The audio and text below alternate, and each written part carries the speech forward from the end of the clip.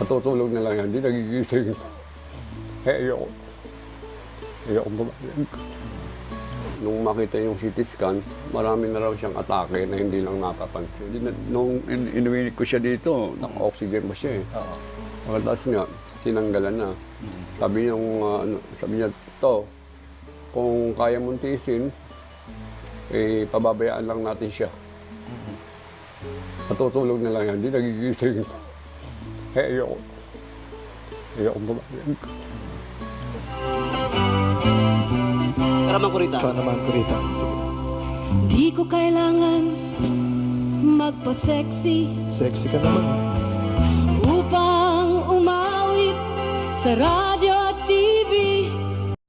Tuluyan na nga na maalam ang music icon na si Kurita ngayong araw, September 27, dakong alas 7:50 ng gabi. Ang malungkot na balita ay binahagi ni Julius Babaw sa kanyang YouTube channel na kung saan nakapanayam niya mismo ang partner nitong si Chito Santos. Ang sabi ng kanyang partner ay ilang araw namin siyang binabantayan hanggang sa humina na siya ng humina eh. Ayoko namang patagalin pa dahil nga lalo lang siyang mahirapan. Pagbahagi ng asawa ni Kurita.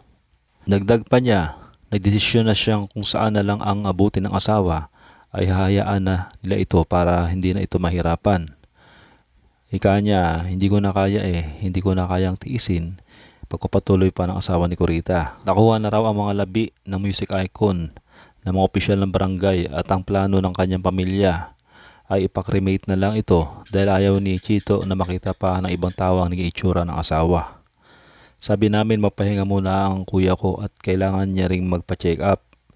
Next week, tinanong ko siya kung papayag siya kahit one day. One night viewing lang dito na lang sa Tagaytay. Lahat ng kapatid ni Chito. Matatandaan na kailangan ng tulong noon ang 80s OPM icon na si Kurita matapos itong may stroke. Naging bedridden o nakaratay na sa higaan ang dating sikat na folk singer na inalagaan na lang ng kanyang partner si Chito Santos. Sa pinakabagong vlog ni Julius Babaw, binisita nito si Kurita na naninirahan sa Tagaytay. Matatandang nasunog ang bahay ni Kurita noong October 2018. Dinala siya ni Santos sa Tagaytay. Ika ni Chito, ayos naman siya, kaya lang hindi siya makapagsalita. Pero nung pakiramdam niya matalas, ni Santos na nakilala ni Kurita noong pang dekada 80 sa isang concert nito sa Escolta, Manila. Naikwento rin ni Santos kung ano ang nangyari kay Kurita at tumantong ito sa pagiging bedridden. Diabetic kasi siya eh. Tapos isang beses naiwan ko ang guayabano sa lamesa. Kinain niya yung dalawang malaki. Nung madaling araw para siyang latang-lata at dinala sa ospital. Nung makita ang CT scan, marami na siyang atake na hindi lang napapansin. Pagbabalik tanaw ni Santos, matapos na ma-ospital ay inuwi ni Santos si Kurita. Nagnormal naman siya, yun lang hindi siya makapagsalita. Kwento ni Santos, higit 30 taon silang hindi nagkita ni Kurita at muling nag-cross ang kanilang landas noong masunugan ito.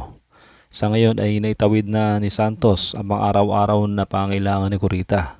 Si Kurita ay pinanganak na Socorro Avellino, isang kilalang Filipino folk country singer, songwriter na sumikat noong 1960s at 70s. Siya ay kilala sa kanyang natatanging timbla ng katutubong musika at sa kanyang pag-eksperimento sa mga tradisyonal na instrumentong Pilipino. Ang kanyang awit na Oras Na ay naging isang tanyag na awit noong magulong 1970s na sumailalim sa panlipunan at pampolitika na klima. Noong mga panahong iyon, nagsimula ang paglalakbay ni Kurita sa musika sa makulay na eksena ng musika ng Pilipinas. Ang kanyang talento at pagkahilig sa katutubong musika ay mabilis na nakilala. Nahumontong sa kanya upang maging isang kilalang tao sa OPM. Ang kanyang musika ay madalas na ginagalugad ang mga tema ng pag-ibig, buhay at kamalayang panlipunan na tumatak ng malalim sa mga Pilipino sa iba't ibang henerasyon. Ang musika ni Kurita ay nailarawan sa pamamagitan ng taos-pusong liriko nito na kapag-bighaning mga himig at mahusay na pagsasama ng tradisyonal na mga instrumentong Pilipino. Humugot siya ng inspirasyon mula sa mayamang pamayanang musikal ng Pilipinas na pinaghalo ang mga katutubong elemento ng mga kontemporaryong impluensya. Ang kakaibang pagsasanib nito ay lumikha ng isang natatanging tunog na nagbuklod sa kanya sa iba pang mga artista sa kanyang panahon. Kasama sa discography ni Kurita ay ang ilang sikat na album at single. Ang kanyang pinakakilalang kanta na Oras Na ay naging simbolo ng paglaban at pag-asa sa panahon ng kaguluhan sa politika.